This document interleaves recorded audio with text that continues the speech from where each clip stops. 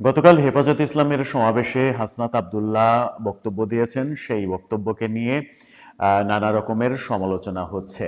হাসনাত আব্দুল্লাহ তার দল এনসিপি তারা কি নারী বিদ্বেষী কিনা, নারী নীতির বিরুদ্ধে তাদের স্পষ্ট অবস্থান কিনা, এনসিপির ভাষ্যও সেটা কিনা যেটা হাসনাত আব্দুল্লাহ বলেছেন। এবং হাসনাত আব্দুল্লাহ হেফাজতের সমাবেশে উপস্থিত হওয়ার মাধ্যমে নারী নীতি বাতিলের পক্ষে সায় দিয়েছেন। তিনি নিজেও কথা বলেছেন। সেটা এনসিপির অবস্থান কিনা সেটা নিয়ে নানা রকমের কথা হচ্ছে। বিবিসির কাছে হাসনাত আব্দুল্লাহ এক ধরনের ব্যাখ্যা দেওয়ার চেষ্টা করেছেন, কিন্তু তার দলের নেতারা অন্য কথা বলছেন। অন্যদিকে আবার বৈষম্য বিরোধী আন্দোলনের মুখপাত্র উমামা সম্পূর্ণ বিরোধী অবস্থানে চলে গেছেন হাসনাত আব্দুল্লাহ এবং তার দলের অবস্থানের। সেই যখন পরিস্থিতি, তখন এনসিপি এখন পর্যন্ত স্পষ্ট করে কিছু জানান দেয়নি। দর্শক, সেটা নিয়ে আলোচনা করব এই ভিডিওতে। থাকবেন পলিটিক্স টিভির নিয়মিত আয়োজনে।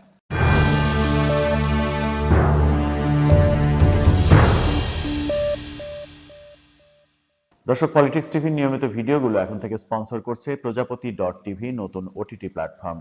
আপনারা চাইলে ইউটিউবে, ফেসবুকে, ইনস্টাগ্রামে, টিকটকে দেখে নিতে পারেন। ডেসক্রিপশন বক্সে লিঙ্ক দেওয়া থাকবে, সেখান থেকেও আপনারা দেখে নিতে পারেন প্রজাপতির কার্যক্রম। বলছিলাম, হাসনাত আব্দুল্লাহর হেফাজতের নারী বিরোধী যে নারী নীতি বিরোধী যে মহাসমাবেশ, সেখানে উপস্থিত হওয়া এবং বক্তব্য দেয়া নিয়ে।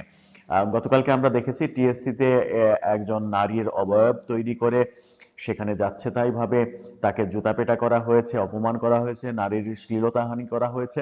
এরকম কাণ্ড, এই কাণ্ডের কোনো ব্যাখ্যা হেফাজত ইসলামের কাছ থেকে আসেনি। এটা কেন করা হলো, কারা করলো, হেফাজতের সম্পর্কের সঙ্গে আছে কিনা সেই ব্যাপারেও কোনো ব্যাখ্যা আসেনি। এনসিপি কিংবা কোনো রাজনৈতিক দলের এই ব্যাপারে কোনো বক্তব্য আসেনি। সব রাজনৈতিক দলই যেন এই দৃশ্য দেখেও না দেখার এক ধরনের ভান করছে।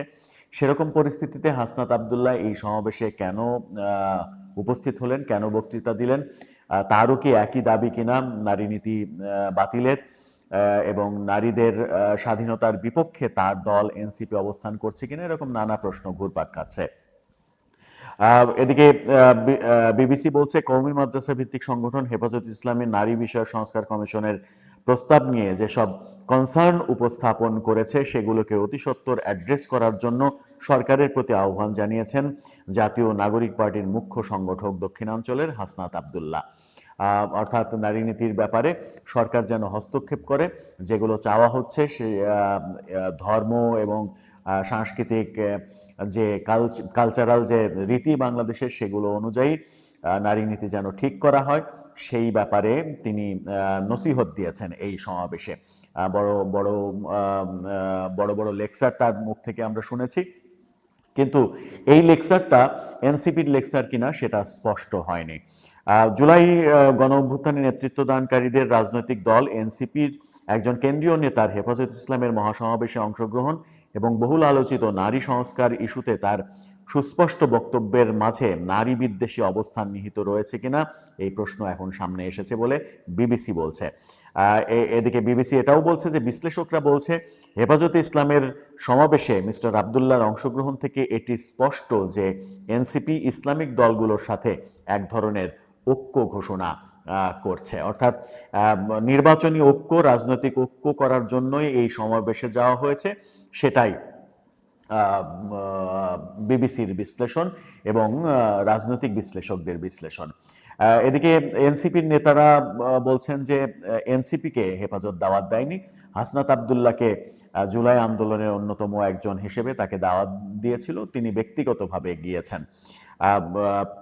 এই ব্যাপারে বিবিসিকে হাসনাত আব্দুল্লাহ যেটা বলেছেন সেটা হচ্ছে যে হাসনাত জানিয়েছেন এনসিপির প্রতিনিধি হিসেবে হেফাজতের কর্মসূচিতে গিয়েছেন তিনি বলেছেন গণহত্যাকারী আওয়ামী লীগের বিচার নিশ্চিত করা এবং হেফাজত ইসলাম গত 16 বছরে যেসব রাজনৈতিক হত্যাকাণ্ডর শিকার হয়েছে, 2013 সালের 5ই মে যে গণহত্যার ভিকটিম তারা, সেই জায়গা থেকেই ওখানে যাওয়া, সেই জায়গা থেকেই নাকি গিয়েছেন। এবং হাসনাত আবদুল্লাহ বলছেন যে এনসিপির প্রতিনিধি হিসেবে তিনি গিয়েছেন। এনসিপির নেতা বলছেন যে এনসিপির প্রতিনিধি হিসেবে তিনি যাননি, ব্যক্তিগতভাবে গিয়েছেন।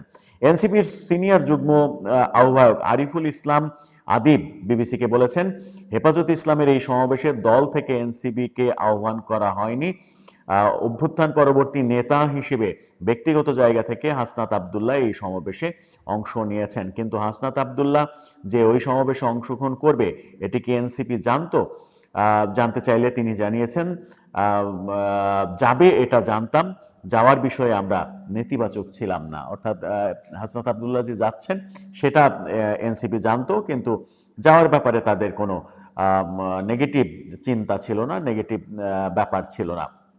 এদিকে বৈষম্য বিরোধী আন্দোলনের মুখপাত্র হিসেবে, যদিও বৈষম্য বিরোধী আন্দোলনকে নাহিদ ইসলাম বিলুপ্ত ঘোষণা করেছিলেন, যে এখন থেকে বৈষম্য বিরোধী আন্দোলন বলতে কিছু নেই, সমন্বয়ক বলতে কিছু নেই, কিন্তু এখনও সেটা বহাল তবিয়তে টিকে আছে এবং উমামা এটার নেতৃত্ব দিচ্ছেন বলেই জানা যাচ্ছে। সেই উমামা সামাজিক যোগাযোগ মাধ্যমে পোস্ট দিয়ে, এবং সেটা নিয়ে খবরও হয়েছে, দৈনিক সমকাল সম্ভবত এই খবরটি করেছে। এই খবরটি করে তারা জানান দিয়েছে যে উমামা কি কথা বললেন। হ্যাঁ, সমকাল এই খবরটি করেছে। উমামা বলছেন যে জুলাইয়ের পর মেয়েদের সাইডে বসায় দিয়ে এখন রাজনৈতিক পাড়ায় নারী অধিকার নিয়ে সালিশ বসছে দেখছি। হাইরে নাটক! সরকার তো একটা ঐক্যমত্য কমিশন বানালো সংস্কার নিয়ে আলাপ করার জন্য। সবগুলো সংস্কার কমিশনের রিপোর্ট ঘেঁটে দেখলেই অনেক অবাস্তবায়নযোগ্য প্রস্তাবনা চোখে পড়বে।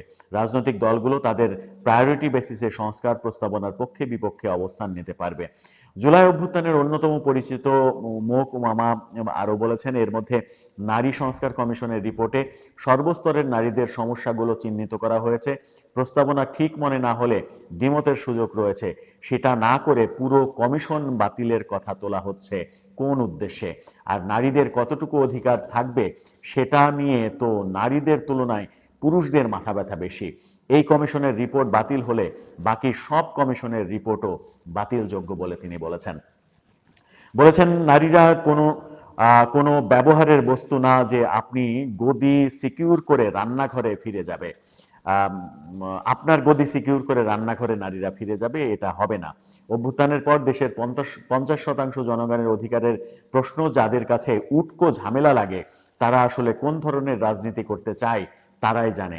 নারী সংস্কার কমিশনের রিপোর্ট নিয়ে দ্বিমত থাকতে পারে, কিন্তু জনসম্মুখে সভা সমাবেশ করে যে সকল বক্তৃতা ঝাড়া হচ্ছে তাতে আপনাদের বিরোধের পরিবর্তে নারী বিদ্বেষটাই বেশি প্রকাশ পায়। স্পষ্ট করে বলতে চাই, নারীদের অধিকার সুযোগ সুবিধার প্রশ্ন বাদ দিয়ে বাংলাদেশে কোনো রাজনীতি মেন স্ট্রিম হতে পারবে না। জুলাই অভ্যুত্থানে তো পরিষ্কারভাবেই বোঝা গেছে, স্টেজে গলাবাজি করে চোখ রাঙানি দিয়ে নারীদের প্রান্তিক করা সম্ভব নয়।